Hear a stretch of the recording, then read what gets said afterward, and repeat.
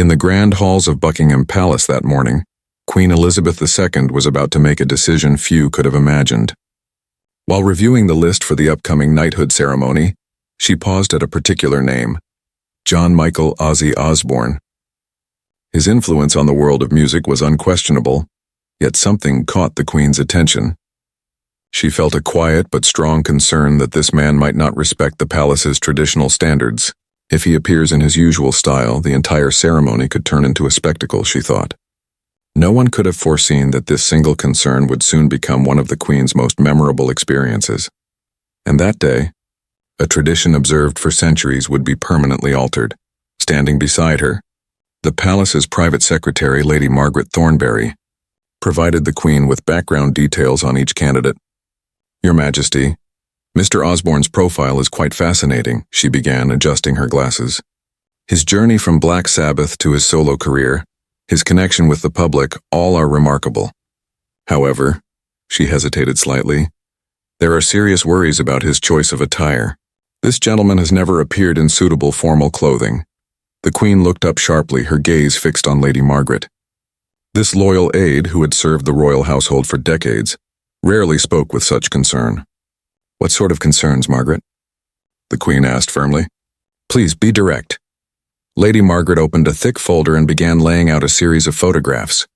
Each image showed Osborne at different events: worn jeans, ripped leather jackets, faded t-shirts with Black Sabbath emblazoned across them, and long, unkempt hair falling to his shoulders. "Your Majesty," she said carefully, "he is without question a gifted and respected artist. His charitable work and the hope he offers through his music are admirable. But given the seriousness of the knighthood ceremony and the reputation of the palace, perhaps it would be wise to send him a formal note regarding dress expectations." As the Queen studied each photo, her expression tightened. The same casual style appeared again and again, relaxed, unrefined, entirely against royal protocol. The dignity of the ceremony, the honor of the British monarchy, and the eyes of the world's press all came to her mind. Centuries of royal customs and the behavior expected from those honored by the crown all seemed to rest on this one decision. "Lady Margaret," said the Queen firmly, "prepare a letter for Mr. Osborne's management. It should politely but clearly outline the required dress code for the ceremony. Make it clear that if protocol is not followed, the event will be postponed." Lady Margaret gave a brief nod of agreement. This was precisely the solution she had been considering. "I'll have it ready at once, Your Majesty." The palace's reputation must always come first. 5 days later, the letter arrived at Ozzy's Beverly Hills home. As Sharon Osbourne sorted through the mail, the envelope stamped with the Queen's official seal caught her attention. Her heartbeat quickened, but when she read its contents, frustration overtook her excitement. "Ozzy, come here. You need to see this," she called, waving the letter as she entered the living room, her voice a mix of irritation and disbelief. Ozzy sat comfortably in his leather chair, sipping his favorite Earl Grey tea. Though calmer these days, that familiar spark in his eyes was still there. He put on his glasses, took the letter from Sharon, and began reading it carefully. The letter laid out in meticulous detail the Queen's expectations for attire, palace etiquette, and the importance of preserving the monarchy's dignity. "Dear Mr. Osborne, the knighthood ceremony is among the most sacred traditions of the British crown. Attire must adhere to established palace protocol: a dark suit, white shirt, solid tie, and black shoes." The message continued in the same formal tone, as though Ozzy had no understanding of how to dress appropriately. "It's as if I'm some kind of criminal," he muttered, placing the letter on the table. "After decades of music that touched millions, all the Queen cares about is the color of my pants and the pattern of my tie." Sharon placed a gentle hand on his shoulder. "Honey, this is just tradition. These rules have been in place for centuries. You follow them, you get your knighthood, and then you can go back to being yourself." But Ozzy shook his head firmly. Determination flashed in his eyes. "Sharon, I didn't get here by pretending to be someone else. People connect with me because I've always been real. I've never hidden who I am. And now the Queen wants me to wear a costume, to become someone I'm not." There was both disappointment and quiet conviction in his voice. That evening, Ozzy spent hours in quiet thought. As he walked through his garden, memories from his childhood in Birmingham returned vividly. He remembered his father's exhausting 12-hour shifts at the steel factory in the Midlands, his mother cleaning homes for wealthy families, and himself leaving school early to work in a slaughterhouse. He thought about the moment he wrote "Mama, I'm Coming Home," the song born from longing when Sharon was diagnosed with cancer. He remembered Dreamer, where he imagined a better world, and Shot in the Dark, which captured his constant fight with his own demons. Each song, he realized, told the story of a working-class boy who refused to surrender to the British class system. I've performed at thousands of shows in these same clothes, he thought. I've traveled across continents, reached millions, and inspired people just by being myself. Why should I change now? The day before the ceremony, Sharon made one final attempt. Ozzy, just this once, follow the rules. Afterward, you can wear whatever you want. But Ozzy remained firm. Sharon, if the Queen can't accept me as I truly am, then the title means nothing. I've never pretended to be someone else, and I'm not about to start at 73. That night, sleep wouldn't come.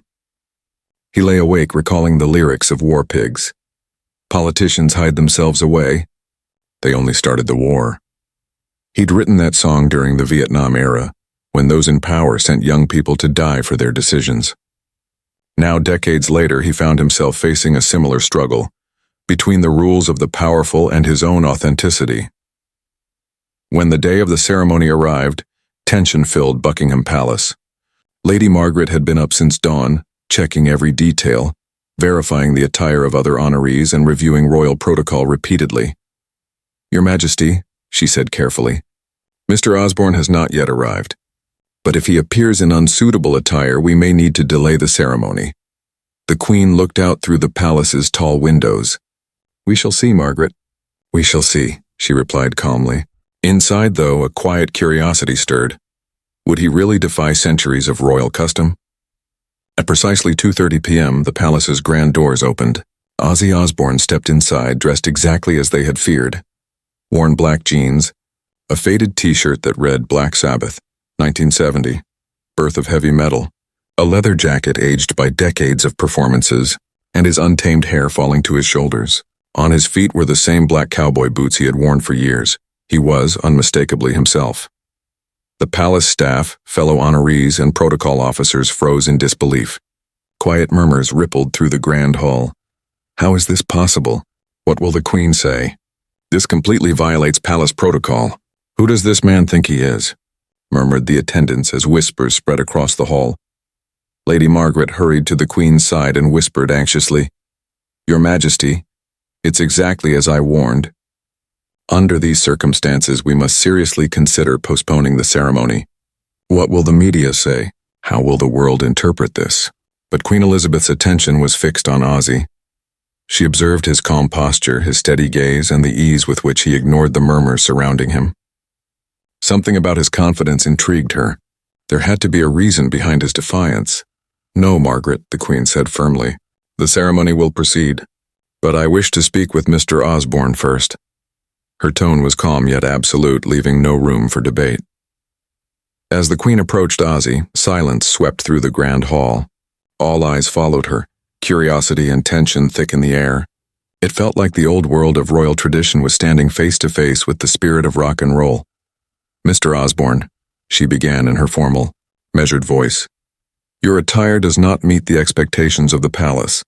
I thought this matter had already been discussed with you." Her words were polite, though distant. Ozzy bowed deeply, a gesture of respect that showed he understood the customs, but he carried them out in his own way. "Your Majesty, I mean no disrespect," he said sincerely. "But may I explain who I am and what I represent?" The Queen gave a small nod, signaling him to continue. Ozzy took a slow breath, his voice steady and unpretentious. "Your Majesty, I was born in Birmingham in the Aston district. My father, John Thomas Osborne, worked long hours in a steel factory, up at 5 every morning and home by midnight, his hands bruised and his back sore. My mother, Lillian, cleaned houses for wealthy families, getting by on small tips and the old things they no longer wanted. The entire hall, including the Queen, listened closely. I was a child who stuttered and struggled with dyslexia. I left school at 15 to help my family. My first job was at a slaughterhouse. Each day I worked with my hands covered in blood. But music saved me, Your Majesty. When Tony Iommi, Geezer Butler, Bill Ward, and I formed Black Sabbath, we were just 4 working-class kids. But somehow our music reached millions. His voice wavered slightly, but he pressed on. My song Paranoid gave strength to people battling depression. Iron Man became a voice for veterans haunted by war. Children of the Grave spoke to the fears of future generations. These songs are more than music, Your Majesty. They are lived experiences, real pain. The hall was utterly silent. Even the Queen didn't move. These clothes, Ozzy said, gesturing toward his worn t-shirt, tell that story. The shirt isn't just fabric, it's a memory of the band we started in Birmingham in 1970. Back then, none of us had a penny to our name, Ozzy began, his tone calm but resolute. But we had dreams. These jeans have been with me through thousands of shows. From Madison Square Garden to Moscow, from Tokyo to Sao Paulo. I've worn these clothes at every concert. I wore this jacket the night I met Sharon. She fell in love with me for who I truly was. I changed lives wearing these clothes, Your Majesty. I gave hope to millions because, like them, I was once lost in darkness but managed to find a way out. I've donated millions to cancer research because I know that pain, because of Sharon's illness. I've supported AIDS charities because I felt the loss of Freddie Mercury. I've funded schools for children with disabilities because I've lived that feeling of being different and left out. The Queen noticed the sincerity in Ozzy's eyes. He wasn't trying to impress her, he was simply speaking from the heart. If I must change who I am to become a knight, Ozzy continued without hesitation, if I have to stop being myself just to receive a title, then I don't deserve it. Because wearing these clothes, I've connected with millions of people. These clothes are my armor, they're part of my identity. The room fell completely silent. Every eye in the hall shifted between Ozzy and the Queen. Lady Margaret stood frozen while the other honorees listened in disbelief. Was this man truly speaking to the Queen like this? At that moment, Queen Elizabeth made one of the most significant decisions of her reign. After a long pause, she turned to Lady Margaret. Margaret, the ceremony will continue as planned. Then she looked back at Ozzy. Her tone softened, the formality gone. Mr. Osbourne, you shall be knighted exactly as you are, just like this. Because knighthood is earned through humility, not pride. It is achieved through honesty, not appearances. You have earned this honor through your music, your service to humanity, and your courage to stay true to yourself. And most importantly, she added, you've reminded me of something priceless. True nobility is found not in clothing, but in the heart. Applause erupted through the grand hall. Lady Margaret looked at the Queen in disbelief, but her expression made it clear. There would be no changing her mind. The other honorees, officials, and even the palace's strictest staff joined in the applause. The entire hall had been deeply moved. The ceremony began. As the Queen gently touched the ceremonial sword to Ozzy's shoulder, she spoke the traditional words, "Arise, Sir John Michael Osbourne." Afterward, the Queen invited him into her private chamber, a place reserved only for her most special guests. "Sir Osbourne," she said with a kind smile, "I owe you an apology. I've become so focused on rules, traditions, and appearances that I lost sight of what truly matters. Today you reminded me." Ozzy stared in quiet astonishment. Was the Queen of England apologizing to him? "Your Majesty," he replied, "it's I who should apologize. I put your palace in a difficult situation and ignored your protocol."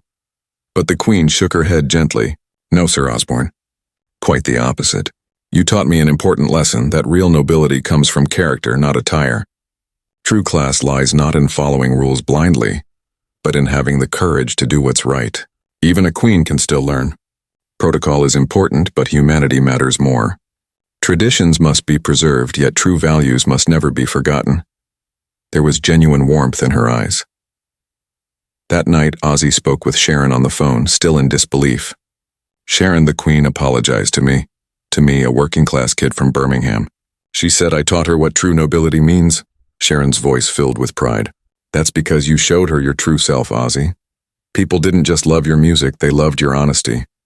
That's why you're Sir Ozzy now." This moment became more than a knighthood story.